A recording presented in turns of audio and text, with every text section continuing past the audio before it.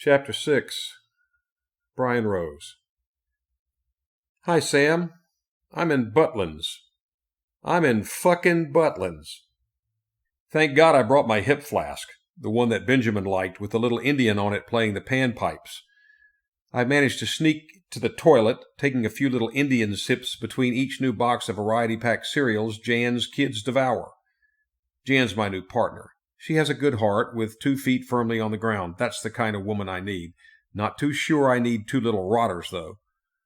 If Ben could see me now, sniffing around for quiet trails behind the backs of shallots, hanging around the sissy rides late at night to gather my thoughts, it's not that there's nothing to do around here. It's that it's too claustrophobic, too obnoxious.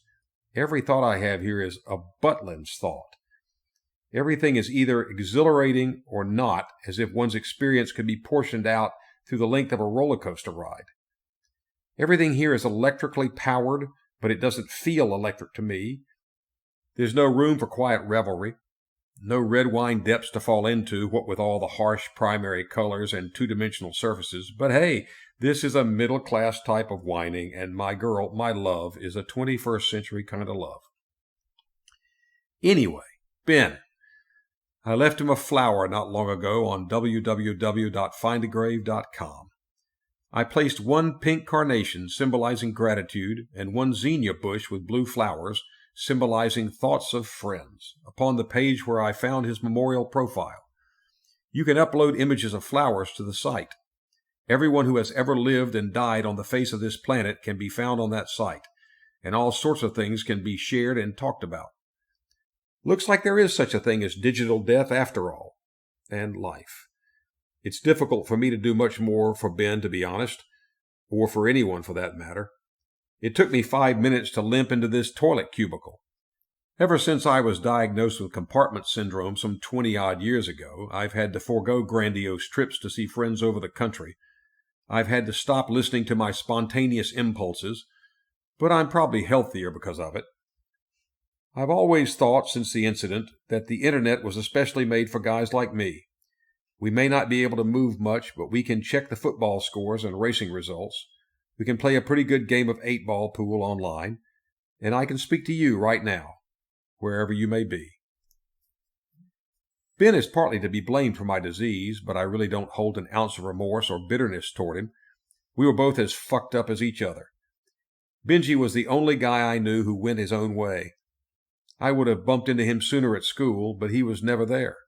I would stay in the school toilets after break and lunch, writing iconoclastic quotes I had found from books in the library, scribbling them on the bathroom tiles while smoking cigarettes.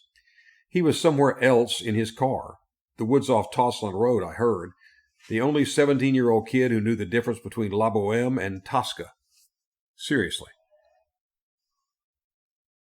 I eventually plucked up the courage to speak to him one evening on the road outside of our school. He was sticking some flyer to the side of a bus shelter. I stood behind him and looked as intrigued as I could to get his attention. It was this crazy photocopied flyer he had made with pictures of snakes eating their own tails and strange symbols. It was a flyer inviting people to a secret club where alternative music, arts, and rituals are encouraged and practiced. I think those were his words. I remember going to the first one at the back of a disused furniture warehouse. It was just the 2 of us, but he didn't seem to mind. We talked about everything and anything, and later that week he made me a mixtape of all the weird ritualistic music with some jazz, Coltrane, and classical, mainly Berlioz, mixed in. I didn't like the music that much, but I think of that tape all the time. Back in the day, whatever that means, it was real difficult to get your hands on anything that wasn't Duran Duran. There was real labor in convincing the only local record store manager to order in alternative zines, magazines, like Left Shadows, Smokescreen, 2 Triangles, and Tedium Medium. Sometimes Ben would ask this Japanese kid at school, Kai, to order in some poetry canto through his mum back home in Kyoto. I remember one long weekend in summer we would cycle around near the outskirts of our town, knocking on people's doors, asking if they had any old records, 78s, 33s, 45s, whatever. We'd find damp piles in the corners of garages, old 78s slotted in between drinking cabinets, and scratched 45s nailed to ceilings and walls. Back then, it really was a vocation to be an open-minded enthusiast of whatever scraps of counterculture one could find. Anyway, we seemed to openly provoke each other further and further down the rabbit hole into all things weird and not so wonderful, until one night we stole a bottle of my mother's Pimm's and decided that we should kill ourselves. He would stab me, and I would stab him in some reciprocal act of tragic trust. We met outside Kingfisher Church and stood in front of each other for about half an hour, egging one another on, convincing each other that the world was not a beautiful place, and that we would both be reincarnated as eagles, and that if we ever flew past each other, we would simply acknowledge each other and fly on by. The time had come. We counted down from 10, 9, 8, but on the last second I chickened out. I wasn't too sure I wanted to be an eagle. But Ben had already stuck the knife in straight into my upper left thigh. I remember howling, falling to the floor, and Benji just walking away. He didn't even ring the ambulance. Someone told me a month later in school that afterwards he walked to the bottom of the street and bought a takeaway pizza. A fucking takeaway pizza. I was in the hospital for 2 weeks, and that's where they told me I had compartment syndrome. There was no blood flowing through the leg, and my thigh muscles all seized up completely. I didn't speak to him much after that. That's just the way things go sometimes.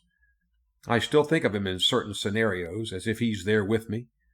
Ironic, really, that after school I opened up a shoe shop, even though I could barely move my own feet. What do I do now, you ask me?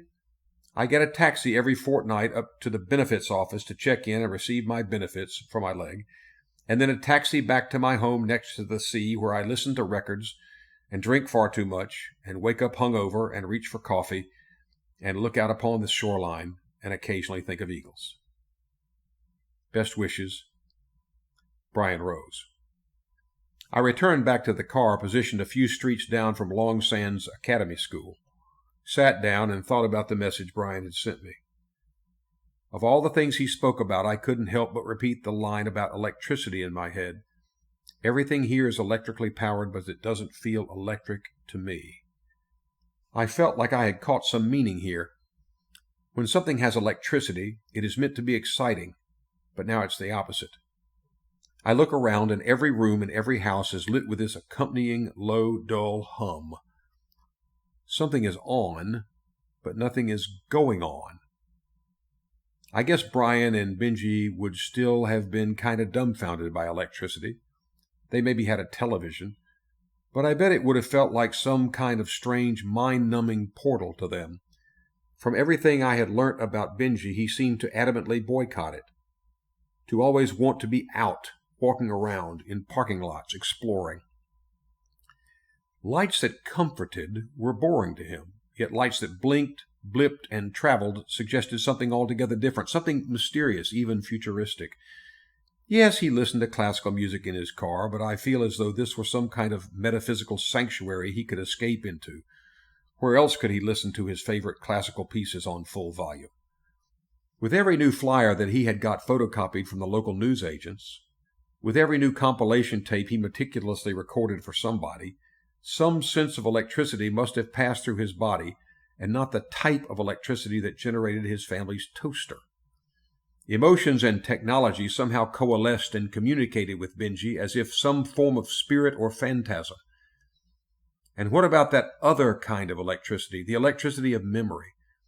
What about the memory that makes your heart pang, your leg bleed, the memory of the little Indian hip flask?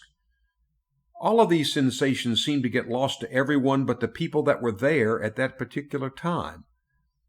It wouldn't be able to conduct electricity for 12,000 houses, but it would be able to make all the hairs on your neck stand up, or keep Brian listening to records late at night searching for something. Maybe Brian likes the internet so much because he doesn't make his life depend on it. He kind of talks about it as if it were this neat little thing, not the overpowering subculture that implicates all forms of daily life. I think it's because he knows its limits. If Brian wanted to find out what happened to him on Friday, 12th, 1995, he wouldn't be able to scroll back on his Facebook archive or find it through Google. In many scenarios, at least back in Brian's and Benji's adolescent days, there wouldn't have even been a photograph of something or other. Could they afford cameras? And would they even think about trying to take a photo of something as magical as lived experience, or as prosaic as a night down at the local pub, breaking into an old sweetie shop with a broken bollard? For Benji and Brian, if you wanted a snapshot of something that meant something to your life, you would have to take that walk down Cross Hall Road, past the back of St. Neot's Golf Club, to that bench where you etched your initials of yourself and Heather Hamilton, forever, if destroyed, even truer. Isabel had sent me a message. It read, "Audition went okay-ish. Loads of people drink red refrigerated. Do you not know Eric Asimov? Ha ha! No, you don't. But I don't know who invented the guitar, or what Tarondo means. Hope you enjoyed James Macaulay. He sounds better than you. Smiley face. Kisses." I couldn't help but think of her now, Isabel. Her body, her hair, her laugh, the way she sits on the floor back in our flat and starts spontaneously stretching. To be with a dancer, there is nothing better. And what a beautiful message. It shows me that not all the world is thinking and rethinking the many antimonies of life, friendship, Benjamin Flew. The softness of her is worlds apart from all the cold British distance I have placed between her and I. The indifference of motorways, the indifference of bricks piled up on top of each other with mortar, the distance, or perhaps more accurately, the difference between my car and Long Sands Academy School, my crumpled mat, and the empty cardboard cup of coffee left over from yesterday. Should I drive back now into those arms? Should I forget with her and live in a comfortable dream? But am I not dreaming now?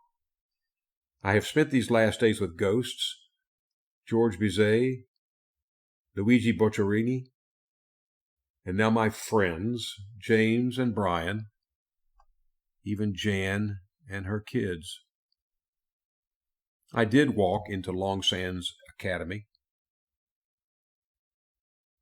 I walked straight in with some half-thought-up plan. I was to ask the person at reception if anyone could help me ascertain information about Benjamin Flew, that I was writing a book about him and that I would be promoting the school along with my findings. Perhaps I could have talked to the headmaster who invited Benji in for a cup of tea and a discussion on space-time. Perhaps I could have visited the toilets where Brian had hidden away smoking cigarettes, thinking thoughts. However, none of that had happened. I walked in to find the reception busy talking to someone else. I moseyed over to the wall full of hanging photographs and searched for Benji et al. Yes, the words, "What the fuck am I doing here?" had passed my mind once or twice whilst pursuing the rows of schoolgirls and schoolboys fixed eternally onto light-sensitive paper. Every child could have been Benjamin Flew, apart from those children that grinned widely. But even then, one could imagine Ben in a certain scenario doing this. For some reason, my eyes started drifting upward toward the saturated skies in the photographs. Why did I feel as though Ben was up there and not embodied down below? I realized then and there that I had no desire to talk to anyone about Benjamin apart from those 7 other humans that will take his email with them to their graves. I felt a sudden sense of disgust at all other forms of life that were not directly implicated in the Benjamin Flew story. They had not been chosen for such a task. They were different from me, from us. I walked out of the school, back to the car, and that's when I received Isabel's message. What next? Did I really want to continue this dreary journey, sleeping in my car, waking up on some different avenue, close or drive? I wanted to have fun on this trip. I decided I would stop off at a nice hotel in the area and relax. Drink a bottle or 2 of wine, remind myself of those haunting, otherworldly melodies embedded in the best classical music, and gaze out upon the mysterious openness of a night sky. I would try to imagine all the evenings that have ever been. The evening before the Battle of Thermopylae, 480 B.C., the evening of the 31st, January 1606, when John Johnson Guy Fawkes fell to his death, his lifeless body quartered and distributed to the 4 corners of the kingdom. Wherever you are and whatever you are doing, the sheer weight of history will always find you. In a nightingale's song somewhere in the distance, in a stone stuck in your shoe, in fine soil and dust particles that move past your vision on a hot summer's day. To think of all of the people that have sat where you are sat. The environment slowly shifting and marking new experiences, this could keep me glued to the very same chair forever pondering. I have never felt more myself than with my memories and imagination. But the game is not up yet.